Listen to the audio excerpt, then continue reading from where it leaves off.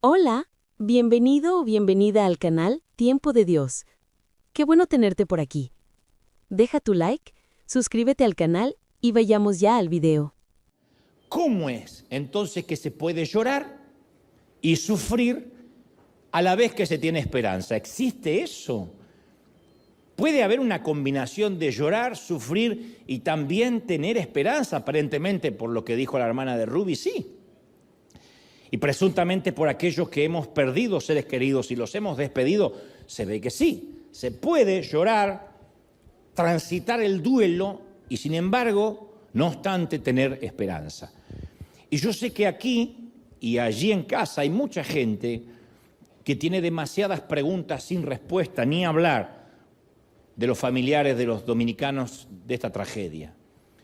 Y quizás otras personas no perdieron, quizás tú no perdiste a un ser querido en una tragedia inesperada, pero estoy convencido que en más de una ocasión te preguntaste, ¿dónde estaba Dios cuando me estaban abusando? O cuando me maltrataban. ¿Le importaba a Dios? Y si le importaba a Dios, ¿por qué no hizo algo para impedirlo, para resolverlo, para vengarme? Otros se preguntan, ¿por qué no podemos tener un bebé? Habiendo tantos embarazos indeseados dando vuelta, tantos padres que pululan por ahí, que abandonan niños, ¿por qué nosotros no podemos tener un bebé? Otros se preguntan, ¿qué le pasó a nuestro matrimonio? Nos amábamos tanto en un momento, pero ahora todo lo que tengo en la mano son pedazos rotos. Otros dicen, ¿por qué mi hijo nació con una discapacidad? ¿Por qué el médico me dijo que esto ocurre 1 en 1.000.000 y justo me vino a tocar a mí? O algo que parece más trivial, pero no deja de ser doloroso. ¿Por qué todas mis amigas a esta altura ya están casadas y yo sigo aún sola? ¿Por qué regresó la metástasis, el cáncer? ¿Por qué mis hijos abandonaron la fe? No son, como dije hace unos domingos atrás, las preguntas de gente incrédula, sino de cristianos que a veces luchamos con esa extraña mezcla entre dolor y esperanza, como dijo la hermana de Ruby. La mezcla entre dolor y esperanza. Nos duele, tenemos esperanza, pero duele mucho. Intentamos creer, pero nos cuesta mucho trabajo reconciliar la esperanza con lo que estamos sintiendo dentro nuestro, que a veces sentimos de que ese túnel no se va a terminar más. O sea, no hemos perdido la esperanza que Dios saque algo bueno de lo que nos está pasando, pero a veces, y en esto vamos a coincidir, parece que el sufrimiento grita mientras que la esperanza apenas susurra. Parece que el sufrimiento tiene unos decibeles altísimos y la esperanza es un silbido. Entonces, si estamos en medio de una crisis, es posible que podamos identificarnos con uno de los profetas menores más difíciles de recordarnos, no es de los más predicados, se llama Habacuc, que lo primero que se me vino a la mente fueron las palabras de Habacuc, ciertas palabras de este profeta cuando veía en el funeral de Ruby, insisto, a los cristianos, a sus familiares esperanzados en que algún día lo iban a volver a ver. Le decían, hasta luego, viviste una buena vida, no es lo que quisiéramos, te echaremos de menos, pero había dolor y esperanza, esa mezcla rara, insisto, que a veces tenemos. Habacuc significa casualmente luchar y abrazar, que parece una dicotomía, parece que si estás luchando no estás abrazando, pero significa Habacuc luchar y abrazar, o en otras palabras, el hombre que lucha y abraza, y te voy a explicar esto en unos momentos. Pero la historia de Habacuc es un profeta, insisto, del Antiguo Testamento, que todo su libro, son 3 capítulos, desarrolla un diálogo entre él y Dios. Habacuc no solo era un profeta, sino cuando uno lee su libro era un hábil poeta. En su libro muestra una gran destreza literaria. Es magnífico leer a Habacuc porque tiene una habilidad excepcional en la escritura y en el arte de la literatura. Es uno de los pocos escritores que da mucho gusto, mucho placer literario leer. Y Habacuc en su libro se pregunta, ¿por qué Dios permite el sufrimiento? En especial él tiene una situación. Dios le revela que los caldeos era una ciudad, una nación pagana, que después devino en Babilonia, iban a ser utilizados para castigar al pueblo de Dios. Para hacerte la historia corta y no aburrirte, Dios dijo, debido a la desobediencia de mi pueblo Israel, yo permitiré que los caldeos los invadan y arrasen con todo.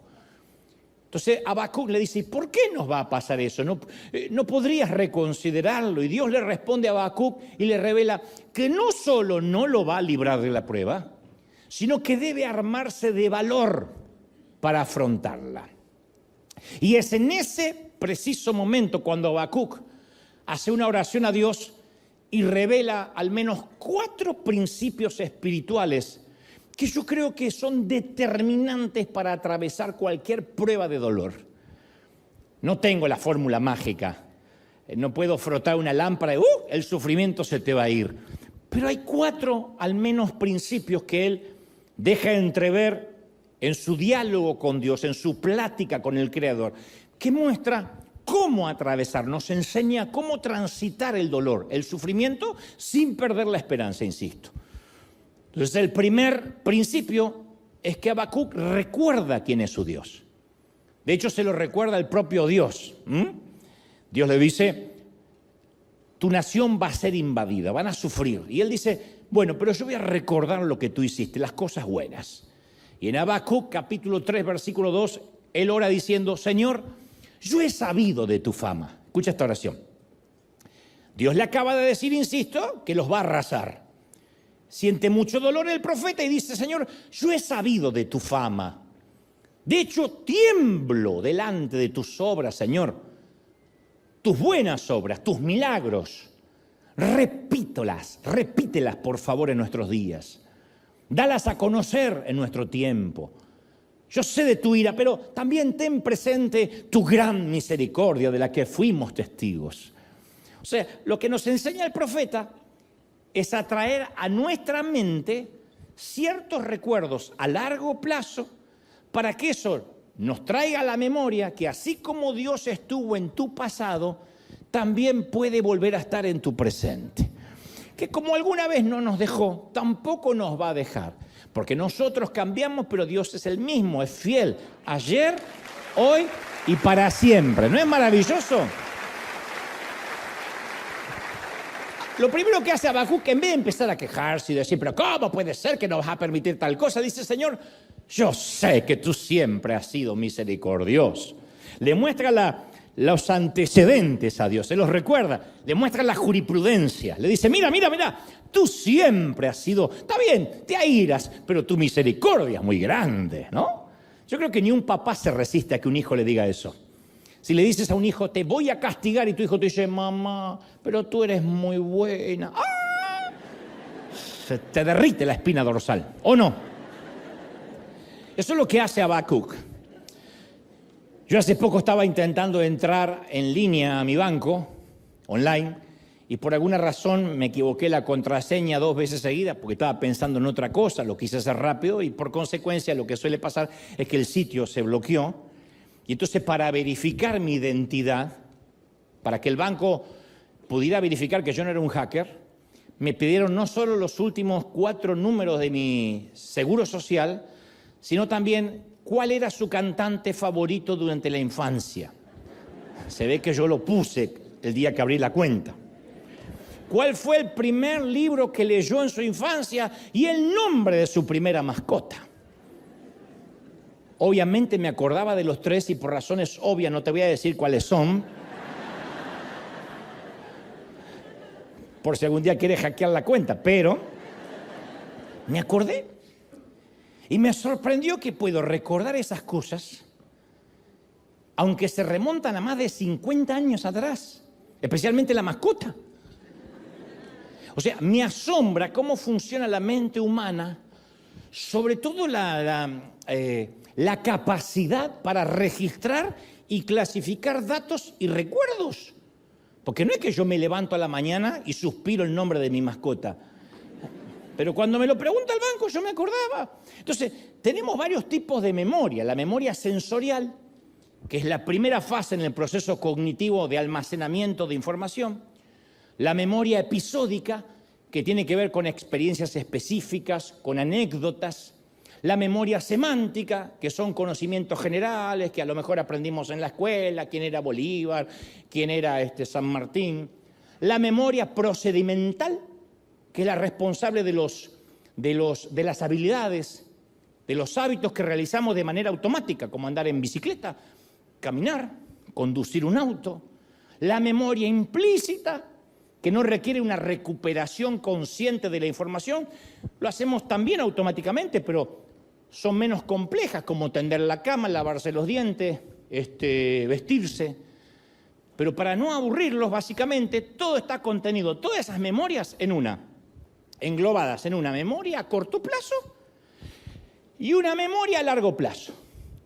Y en esencia hay dos cosas que distinguen entre sí a estos dos tipos de memoria.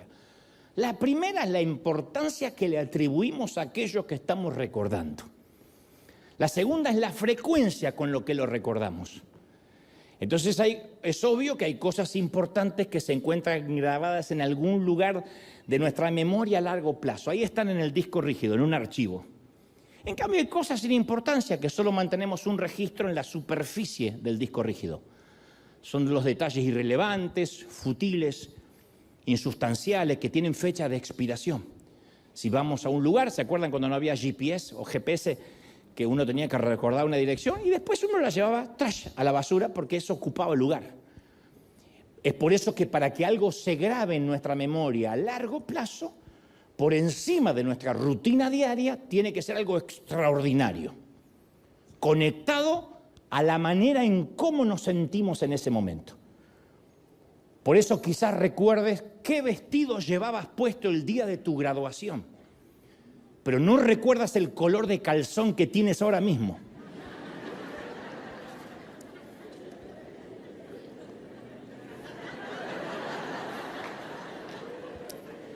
Y yo te puedo decir, ¿cómo te recuerdas el vestido con el que te casaste o el de la graduación y no recuerdas la ropa que tenías ayer o el calzón que tienes ahora? Porque esto es irrelevante.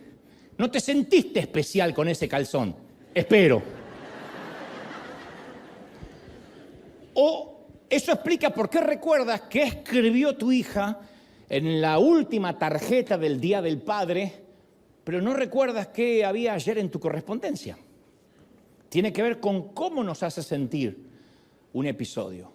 O recuerdas con dolor la temporada de diálisis que pasaste en el hospital, pero no recuerdas la última vez que tuviste un resfriado.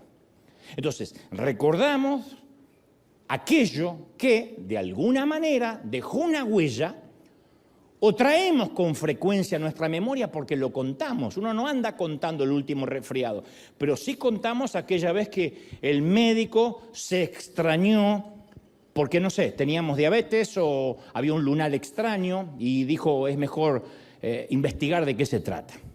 Entonces, los científicos nos dicen que una de las formas más poderosas en que podemos recordar los sucesos del pasado es por lo que ellos llaman la memoria sensitiva, cómo nos sentimos.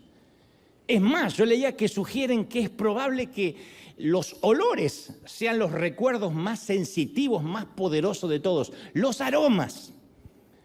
Sientes el aroma a pastel recién horneado o a salsa y de inmediato te retrotraes a tu hogar o a la casa de tu abuela. ¿Les pasa, sí o no?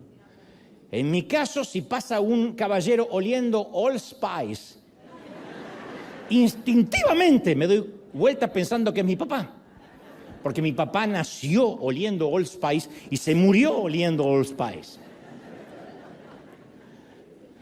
Las canciones tienen un efecto similar y pueden llevarnos de vuelta a un lugar y momento específico de nuestra vida.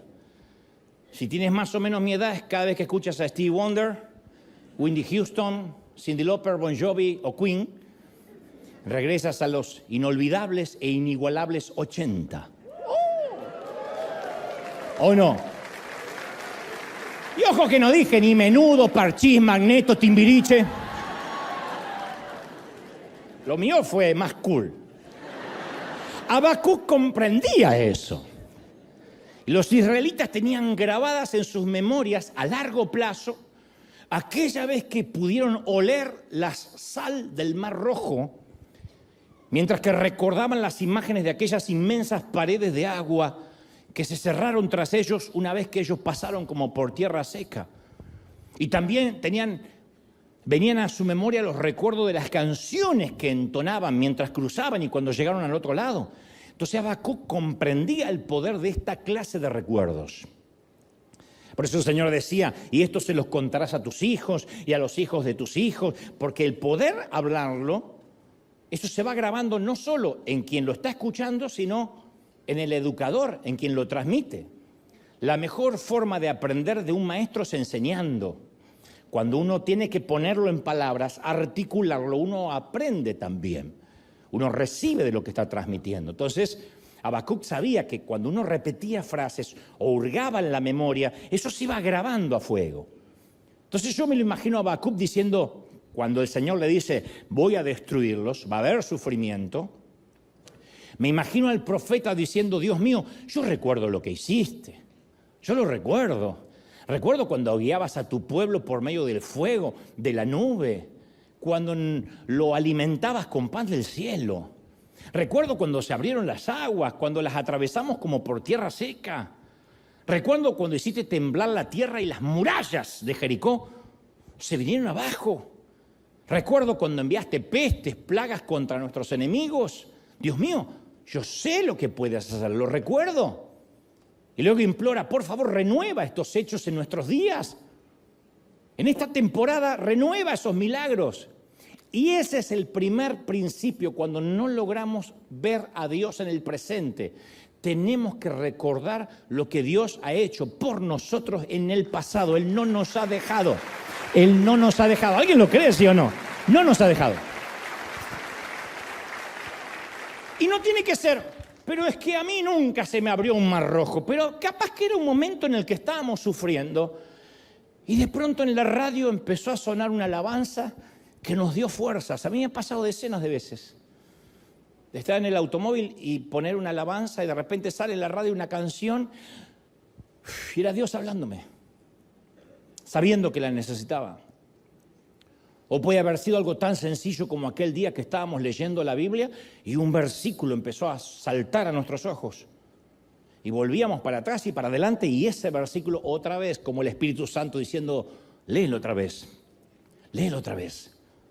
O cuando estábamos deprimidos y solos y un amigo nos llamó para decirnos, perdona si esto te parece raro, pero Dios te puso en mi corazón y yo sentí que te debía llamar, pero no para chismear.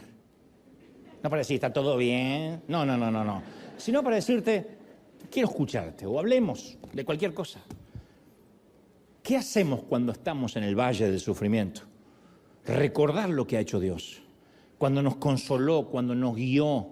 No hay nadie aquí que diga, a mí nadie, jamás, nunca Dios me respondió una oración. Estoy seguro que te respondió las oraciones. Y cuando no lo hizo, con el tiempo nos dimos cuenta por qué Dios dijo no y hoy estamos agradecidos por ese no. Pero Dios responde. Y entonces creemos que si Él lo ha hecho antes, lo va a volver a hacer. Primer gran principio. Si lo hizo, Él no cambia. Tú dices, sí, pero yo le fallé, yo soy infiel. Sí, pero Dios es fiel, Él no cambia, ¿estamos de acuerdo? El segundo principio de Habacuc es que aceptó lo que pasaba. Primero recordó quién era Dios y después aceptó. Porque a veces incluso cuando recordamos todo lo que Dios ha hecho en nuestro pasado, las circunstancias actuales no cambian. Y hay ocasiones en que tenemos que aceptar que hay situaciones que no tenemos el control. Eso es lo determinante, esa es la condición para la ansiedad, no tener el control. ¿Y qué hay que hacer cuando uno no tiene el control de algo? Y seguir adelante. Ahora, aceptar no implica negar la realidad de lo que estamos pasando, y menos negar lo que estamos sintiendo, porque el dolor sigue estando.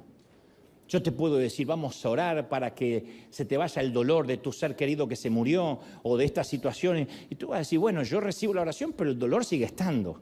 Y eso no es ni falta de fe, ni tuya ni mía, ni que la oración falló. Estamos hechos, somos tripartito, cuerpo, alma y espíritu, y el alma se duele. Entonces el dolor no se puede negar. Entonces insisto con este principio, aceptar las cosas no es negar las cosas. Cuando aceptamos lo que Dios está permitiendo, no significa que reprimimos los sentimientos Y repetimos versículos bíblicos de memoria como si fuera magia. Todo lo puedo Cristo que me fortalece, todo lo puedo Cristo, no va a pasar nada, el dolor va a estar. Eso es querer drogarse con la Biblia, ¿no? Y la Biblia no es un barbitúrico, ni la Biblia es Advil, o sea, ni siquiera es morfina. Entonces no fingimos que todo está bien y declaramos victoria cuando vemos con claridad de que no hay victoria todavía. Yo digo siempre, está bien no estar bien.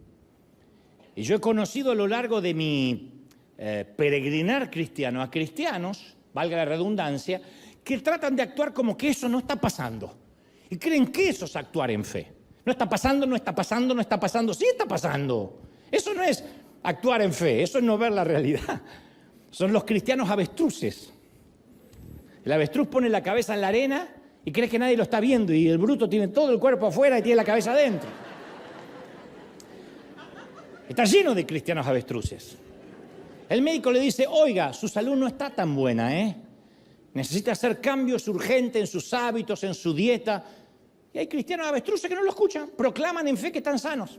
¿Qué sabe este médico inconverso en el nombre de Jesús? Y se muere de un infarto después porque en vez de enfrentarse a la verdad y aceptarla, todo lo que hacen es esconder la cabeza en la arena. Tienen a un hijo en rebeldía. Y en lugar de hablar con él y confrontar el problema, dicen, no, yo confío que mi hogar es de Dios y yo los eduqué bien y todos los días yo reclamo y el diablo no se va a meter con mis hijos. Bueno, esconden la cabeza en la arena, esperan que las cosas se resuelvan solos. Si alguien no habla con ese muchacho, necesariamente si alguien no lo confronta y le dice cómo son las cosas en este techo mientras que él no pague renta, las cosas no van a cambiar. Otros se meten en una deuda más grande que la que puede pagar su presupuesto, pero compran la casa y el auto por fe. Sí, lo habré visto. Y ese auto lo compré por fe, le impuse las manos y lo compré. Y meten la cabeza en la arena. Son los cristianos enamorados de quien les gustaría ser, pero que no son. Ellos les gustaría ser ese que le alcance para comprarle el auto. Le gustaría ser esa mamá que tiene un hijo que ama, que sirve al Señor. Le gustaría ser esa persona que no necesita hacer cambios en su dieta para que se destapen las arterias. Pero si no hace cambios, no va a ser esa persona que sueña ser. Están enamorados de una imagen. Están enamorados de una foto, no de la realidad. Otros dicen, Dios me dijo que voy a ser pastor y no miden los riesgos. No se fijan si están capacitados, no calculan el costo, ni se cuestionan si es el tiempo correcto de Dios, porque hay palabras de Dios que no son para este tiempo, es para otra temporada. Pero hay gente que no quiere ver la realidad. Y Habacuc se negó a meter la cabeza dentro de la arena. Él dijo, yo no soy un avestruz. Cuando Dios le dijo que se iba a valer de los caldeos para destruir a Israel, él dijo, al oírlo, escucha, al oírlo se estremecieron mis entrañas. Él lo expone así. A su voz temblaron mis labios. La carcoma me caló en los huesos y se me aflojaron las piernas. Así describió Habacuc lo que sintió cuando Dios le dijo, va a venir sufrimiento. Como que tuvo una respuesta instintiva. Yo no sé si conoces esa sensación. Sí, la conoces. La pregunta es retórica. Esa sensación que se apodera de tus entrañas cuando sucede algo malo que está fuera de tu control. Literalmente es cuando el cuerpo se nos afloja, que decimos se nos aflojó el cuerpo, eso pasa. Cuando el cuerpo trata de absorber lo que nos está pasando y empezamos lo que se llama a somatizar. Somatizar es la manifestación física de los problemas psicológicos o emocionales. En palabras simples, lo que nos pasa por dentro se refleja en el cuerpo. Entonces, cuando estamos bajo estrés o estamos ante algo que no podemos manejar, el cuerpo desplaza la sangre hacia los músculos y órganos esenciales para sobrevivir, para la supervivencia. La sangre se va al corazón y al cerebro para prepararnos para una respuesta, es luchar o huir. Entonces lo que hace la sangre es ir al cerebro y al corazón para prepararnos, para luchar o huir. Si se nos pone un león delante, eso es lo que pasa, luchar o huir. Viene la suegra a casa, luchar o huir. Eso se llama vasoconstricción. La vasoconstricción significa que la sangre ahora cree que no es tan necesaria en otras partes del cuerpo y se enfoca en lo urgente para ayudarnos a mantenernos con vida. Por eso es que se nos aflojan los músculos y las piernas cuando estamos ante una mala noticia o ante el estrés, cuando estamos bajo tensión. Otro de los sistemas que recibe menos flujo sanguíneo es la piel y por eso empalidecemos. Y te dicen, quedaste blanco como un papel. Eso es literal. De allí que se acuñó la frase, se me heló la sangre. La sangre no se congela, tiene una temperatura correcta, pero es un aforismo para definir que de pronto la sangre se va de donde nos tiene acostumbrados porque se dirige a salvarnos la vida. Lo mismo sucede en los intestinos, se restringe el flujo sanguíneo porque el cerebro interpreta que si estamos bajo estrés, el ayudar a descomponer alimentos, a absorberlos, ahora no es tan vital. Y por eso ante una mala noticia sentimos un nudo en el estómago, se nos pone dura la panza. Por eso algunos están estreñidos de vientre porque están preocupados.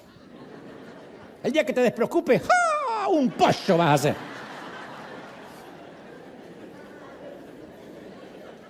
Ahora imagínate que Dios te está diciendo que va a usar al peor enemigo de tu nación para destruir tu hogar, tu casa, tus amigos.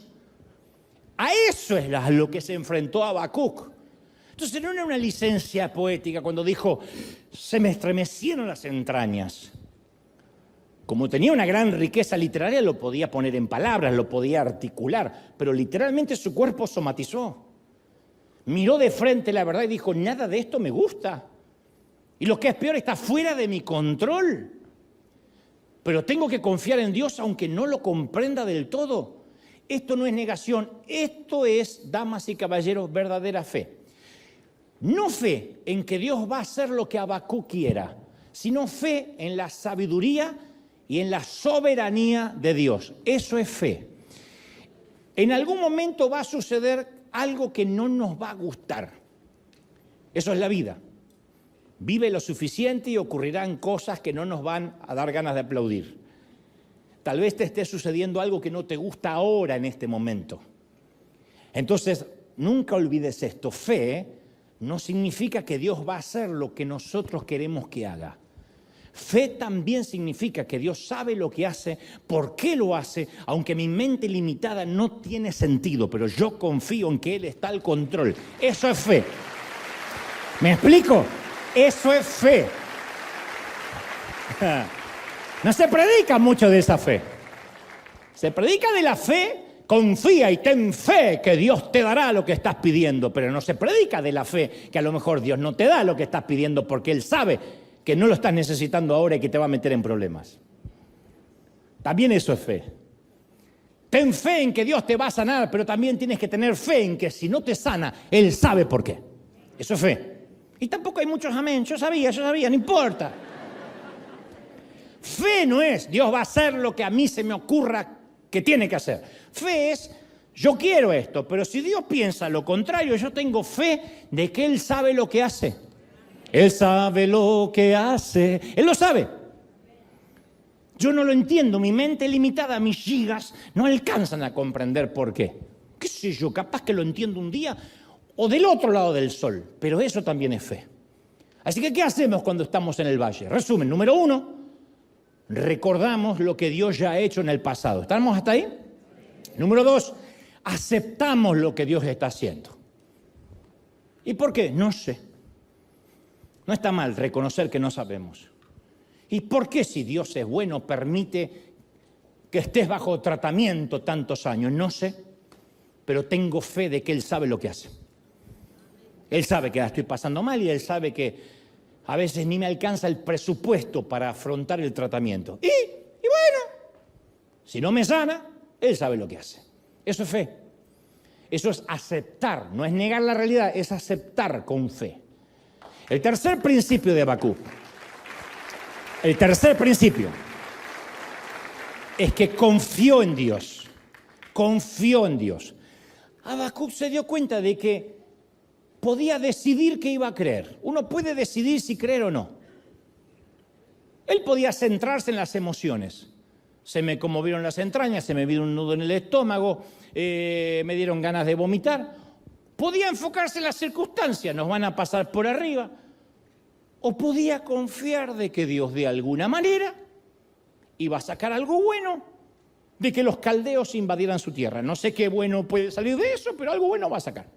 Entonces el profeta en Habacuc 3:16 oró diciendo, insisto, al oír la noticia, se me estremecieron mis entrañas. A su voz temblaron mis labios. Carcoma me caló en los huesos. Se me aflojaron las piernas. Y luego agrega, pero yo espero con paciencia el día en que la calamidad vendrá sobre la nación que nos invade. Espero con paciencia. Y luego agrega esa magnífica prosa que solemos repetir, que solemos cantar, sin siquiera tener idea del contexto en que fue dicho.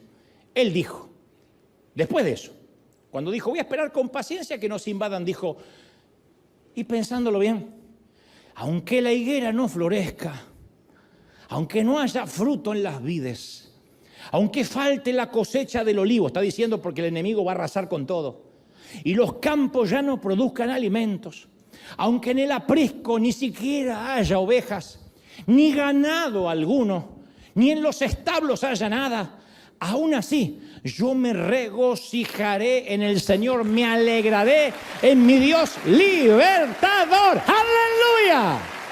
¡Qué lindo! Y noten que dice, mi Dios, mi libertador. Todo lo anterior dice que Dios nos lo está libertando.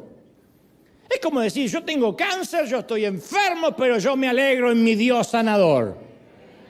No me alcanza para pagar la renta, pero me alegro en mi Dios prosperador o mi Dios sustentador.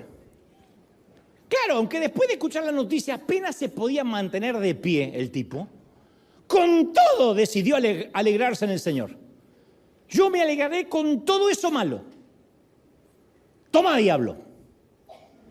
Me alegraré con todo lo malo. En esencia, decidió confiar en Dios más que en ninguna evidencia concreta, física y palpable que estaba en su contra. Yo dijo, yo voy a confiar en Dios. ¡Qué fe!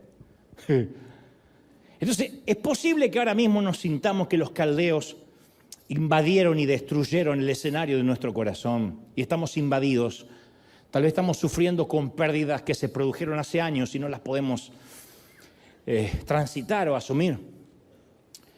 Sin embargo, aún en medio de toda esa angustia, si uno decide, que es una decisión, confiar en Dios, a pesar de toda la clase de evidencias que indican lo contrario, algo empieza a pasar. ¿Qué son las evidencias? Que el diagnóstico dice que no estás mejorando, que la diabetes está peor, que vas a necesitar más insulina o que el colesterol está más alto que nunca, que hay unos pólipos que luego de la colonoscopía al médico le preocupan y presume que puede haber algo más. Esa es la evidencia. La evidencia es el papel de la corte de divorcio, la evidencia es la negación de los papeles en migraciones o papeles de adopción. Esa es la evidencia. Habacuc tenía evidencia para enojarse, para abandonar a Dios. Pero en medio del sufrimiento, él elige creer en Dios. Con todo yo me voy a alegrar. No dice solo, y voy a creer, voy a poner cara de resignación y que venga. No, dijo, me voy a alegrar. Confiaré en Dios aunque no comprenda las circunstancias. ¿Ven que se acaban los amenes a esta altura? Yo sabía. Confiaré en Dios aunque las circunstancias no cambien. Y aunque pareciera una frase resignada, es una frase que implica fe, no es resignación. Habacuc estaba diciendo, yo confío en Dios y que pase lo que tenga que pasar. Que pase lo que tenga que pasar, porque yo confío en Dios. ¡Aleluya! Alguien tiene que decir amén, ¿sí o no? Yo confío, me encanta. Una cosa es, y que pase lo que tenga que pasar. Y otra cosa, que pase lo que tenga que pasar. Yo confío en Dios. Si Dios me sana, aleluya. Si me muero, me voy a cantar del otro lado.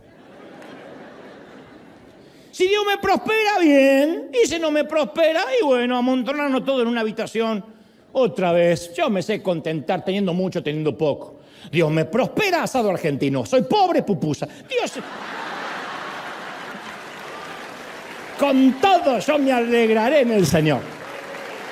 O sea, todavía seguimos contando con Dios de nuestro lado. Aunque mi cónyuge me haya dicho hasta que la muerte nos separe, pero no ha estado a la altura de la promesa, con todo yo me regocijaré en mi Señor mi Dios. Aunque haya educado a mis hijos para que sean temerosos de Dios, pero en este momento están tomando pésimas decisiones, con todo yo confiaré en el Señor mi Dios. ¿Ven? No es resignación. Aunque haya orado para que mejore la salud de alguien a quien amo y haya empeorado, con todo confiaré en el Señor nuestro Dios. Aunque estemos a punto de perder nuestra casa que tanto nos costó construir o comprar, con todo nosotros nos regocijaremos en el Señor. Mis hijos verán de que papi y mami no dependen, su estadio emocional y su alegría no dependen de una casa. Aunque nuestra economía se haya puesto difícil y Trump se pelee con los chinos, con todo, yo confiaré en el Señor mi Dios. Porque aunque no crean, hay gente preocupada por los chinos. Ay, es que no van a venir más cosas de China. Y bueno, aprenderás a comprar ropa de marca, qué sé yo.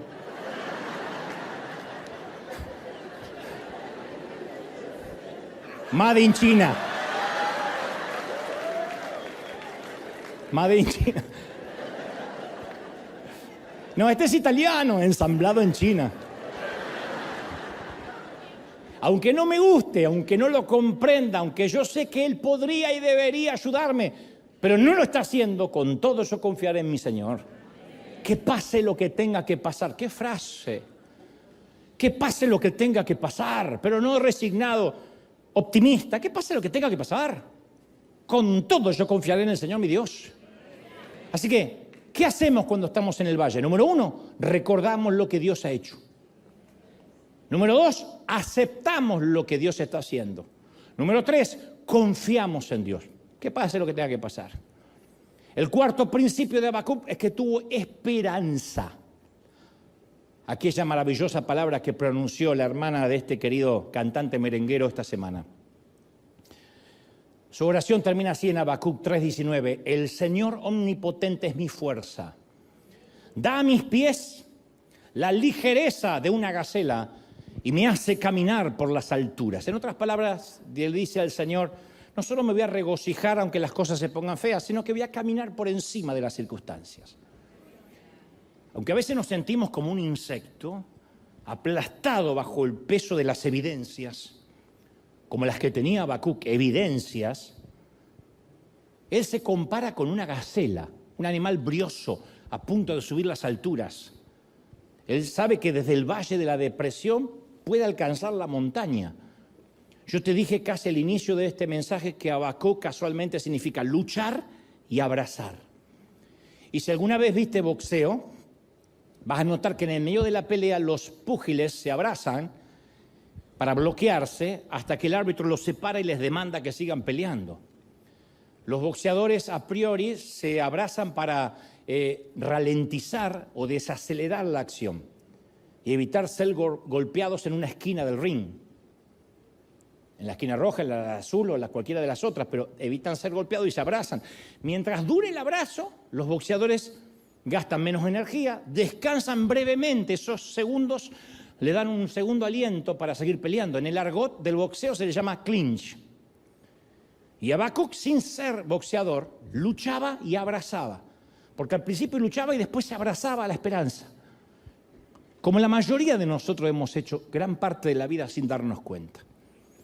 A veces no notamos la diferencia de cuando luchamos y cuando abrazamos. Te habrá pasado que de pequeño te lastimaste, te quebraste algún hueso y la orden fue del médico, de mamá, de papá, quédate quieto porque así no te puedo curar. ¡Quieto! Cuando yo me corté los dedos de la mano derecha de la carpintería de mi padre, el dueño de la fábrica me llevó de urgencia al hospital, de modo que mis padres tardaron en llegar. Así que recuerdo que una enfermera se compadeció de un pequeño de 15 con los dedos amputados y mientras un doctor me cosía los tendones, ella me abrazaba fuerte y me decía, quédate quieto, que esto va a pasar. Y yo luchaba y me decía, quédate quieto.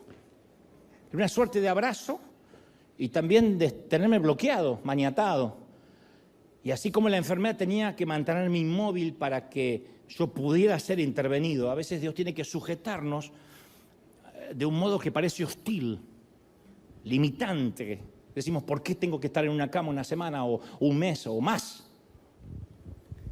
¿Por qué tengo que estar confinado a unas muletas o confinado a un medicamento o lo que sea? Entonces nuestra vida varía entre luchar y abrazar, entre algo que nos duele y aún así tener esperanza. Ambas cosas al mismo tiempo. En Proverbios 13:12 se nos dice, la esperanza frustrada aflige el corazón. El deseo cumplido es un árbol de vida. Y también leemos en Proverbios 29:18, donde no hay visión, donde no hay propósito, el pueblo se desenfrena o se extravía. Entonces el poder de la esperanza tiene algo que nos reaviva y nos capacita para perseverar, la esperanza. Una mamá puede pasar un embarazo muy difícil, 9 meses, algunas la tienen que pasar en cama, en el peor de los casos, pero la esperanza de un bebé las mantiene en el propósito. Es asombroso lo que podemos soportar cuando hay una razón, cuando hay una esperanza, un propósito. Nadie ilustró mejor esto que Jesús, nadie. Porque cuando se arrodilló en el huerto de Getsemaní, él sabía lo que tenía que soportar. De pronto el Espíritu Santo le mostró los golpes, los azotes, las burlas, la tortura, la humillación. Sin embargo, Jesús siguió adelante. Ergo, el escritor a los Hebreos 12:2 dice, por el gozo que le esperaba, soportó la cruz, menospreciando la vergüenza que ella significaba. Y ahora está sentado a la diestra del trono de Dios. Así pues, consideren a aquel que perseveró frente a toda oposición por parte de los pecadores, para que no se cansen, ni pierdan el ánimo ni la esperanza. Entonces, ¿qué necesitó Jesús? Un propósito. Una buena razón para permanecer ahí. Nosotros fuimos la razón por la cual Él soportó. Tú y yo éramos el gozo que Él esperaba, la esperanza. Sin esperanza es difícil atravesar el valle. Entonces, desde que nos levantamos de la cama tenemos una clase de esperanza, porque alguien está diciendo, es que a mí me cuesta tener esperanza. La esperanza la tenemos todos los días. No sé, tal vez te levantaste pensando en un rico macchiato o un cappuccino que ibas a degustar en River Café. O tal vez tu esperanza ahora mismo es pensar en la hamburguesa cuádruple, la señora vaca hecha hamburguesa que te vas a comer ahora en el almuerzo. O asistir a esa fiesta el próximo fin de semana. O irte de vacaciones a la playa el próximo verano. O ver la expresión en el rostro de tu suegra cuando le digas que en tu nueva casa no hay habitación extra, tampoco hay sillones donde dormir, ni hay lugar para colchones inflables, y te conseguiste una casa redonda para que jamás diga me quedo en cualquier rinconcito.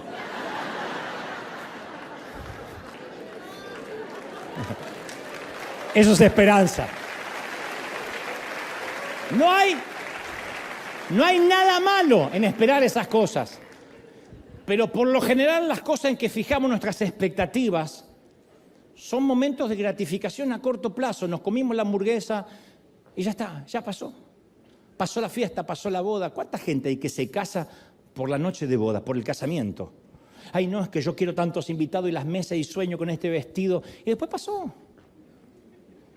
Otros están enamorados de la foto de un bebé que ya tengo en la cuna y el baby shower y no se dan cuenta que después se van todas las amigas del baby shower y te quedas con el bebé hasta que el bebé tenga 42. Entonces las cosas más importantes son las que requieren más tiempo, más allá de las episódicas. Establecer relaciones que duren toda la vida, confiar en alguien, ver crecer a nuestros hijos, hallar un empleo por el cual nos paguen por lo que nos gusta hacer. Claro, las cosas pequeñas nos ayudan a pasar el día, a pasar la semana. Uy, me encanta porque esta semana tengo la graduación. Me encanta porque esta semana me voy a comprar tal cosa. Pero sin embargo, solo la esperanza en el Señor puede ayudarnos en el largo trayecto de la vida. Más allá de la semana, los meses, los años. Pablo le escribe a Roma y en Romanos 5:2 dice, así que nos regocijamos en la esperanza de alcanzar la gloria de Dios. Y no solo en esto, sino que también en nuestros sufrimientos. Porque sabemos que el sufrimiento produce perseverancia. La perseverancia produce entereza de carácter. La entereza de carácter produce esperanza y esa esperanza no nos defrauda. Porque Dios ha derramado su amor en nuestro corazón que ha sido dado por el Espíritu Santo. Entonces, a medida que crecemos espiritualmente, nuestra esperanza empieza a estar puesta en la bondad de Dios y no en las evidencias. No importa el diagnóstico médico. Claro que nos va a hacer alegrar un diagnóstico que diga que estamos sanos a uno que diga que estamos enfermos, pero ¿y si el diagnóstico no cambia y la evidencia no cambia? Aún así, con todo nos arreglaremos en el Señor, pase lo que pase. Entonces aprendemos a no confiar ni en los sentimientos, ni en las circunstancias, sino en las promesas de Dios. Así que, ¿qué hacemos cuando estamos en el valle? Resumen, número 1, recordamos lo que Dios ha hecho en el pasado. Nunca te dejó. Si no, no estarías acá, nunca te dejó. Atravesaste una guerra terrible, una guerra que pudo haberte matado, llamado pandemia. Una guerra bacteriológica y sobreviviste. Número 2, aceptamos lo que Dios está haciendo. No es que nos resignamos, lo aceptamos. Número 3, confiamos en Dios. Y número 4, tenemos esperanza en Dios. Esperanza, abrazamos la esperanza. No sé cómo, pero tenemos esperanza.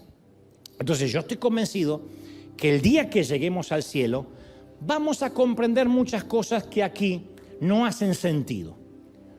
Porque todas nuestras circunstancias, al verlas desde arriba, desde el cielo, ¡ay! Este era el propósito que escondía. Pero yo de abajo no me daba cuenta. Lo que pasa es que en el cielo vamos por primera vez a leer la vida al revés. El gráfico va a cambiar. Y para que esto nos quede un poco más claro, quiero mostrarte un pequeño poema que creo que nos va a ayudar. Estos versos fueron escritos por un joven de la iglesia llamado, no esta iglesia, sino otra congregación llamado Kyle McCarthy, cuando solo tenía 15 años. Un poema que escribió en un momento de depresión, supongo. Dios no me ama y no me puede obligar a creer que Dios es bueno. Esta es la gran verdad de la vida. Este mundo es producto del azar. ¿Cómo puedo yo creer que Dios va a usar mi vida? Estoy totalmente seguro que Dios me ha abandonado. Nunca más diré que Cristo resucitó de los muertos. Más que nunca ahora sé que este mundo me puede satisfacer. Es mentira que yo diga que Dios siempre ha estado presente. Ahora me doy cuenta que haga lo que haga, lo cierto es que Él no me ama. ¿Cómo puedo suponer que Dios es bueno? Pero si detenemos lo que está diciendo, llegamos al cielo y lo vemos exactamente al rey, lo leemos así, al revés. Dios es bueno.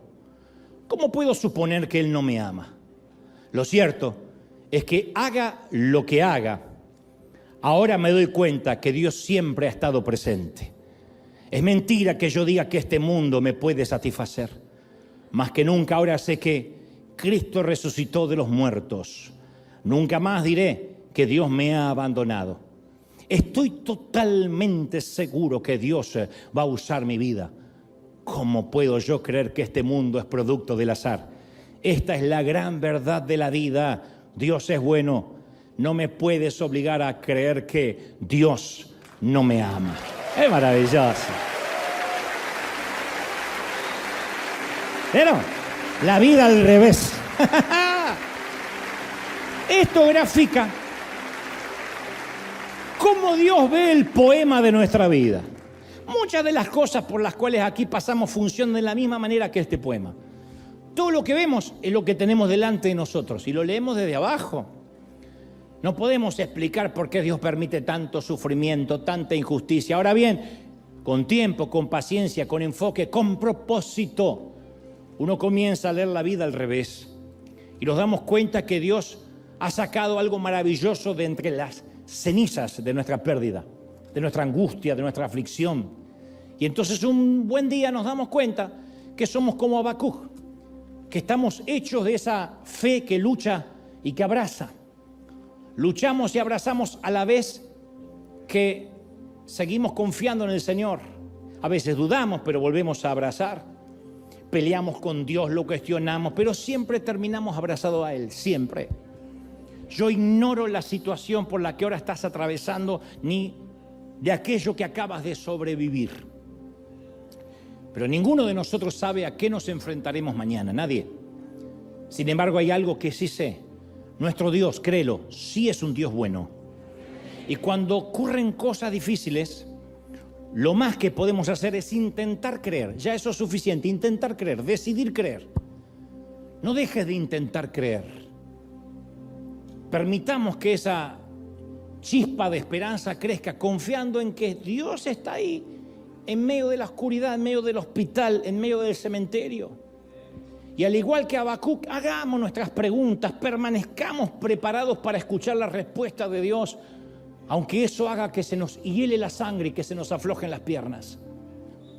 Yo no tengo todas las respuestas a tus preguntas, sería torpe decir que sí. Pero después de amar a Dios y servir a Cristo por más de 50 años, esto es lo que te puedo decir. He caminado con Jesús suficientes ayeres como para confiarle todas mis mañanas. Por simple que esto te parezca, espero con toda sinceridad que puedas sentir esta misma seguridad y oro para que así sea.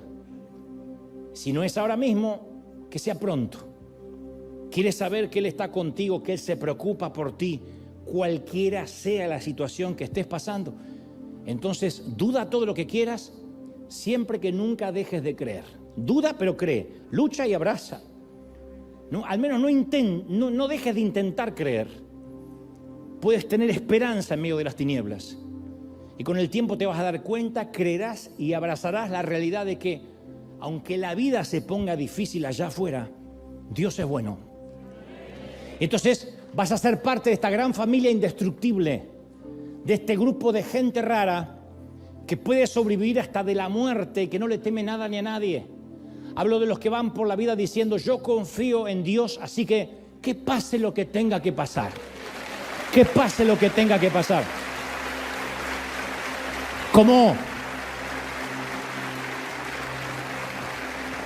Como supo decir la hermana del querido Ruby Pérez, nosotros no podemos llorar como los que no tienen esperanza.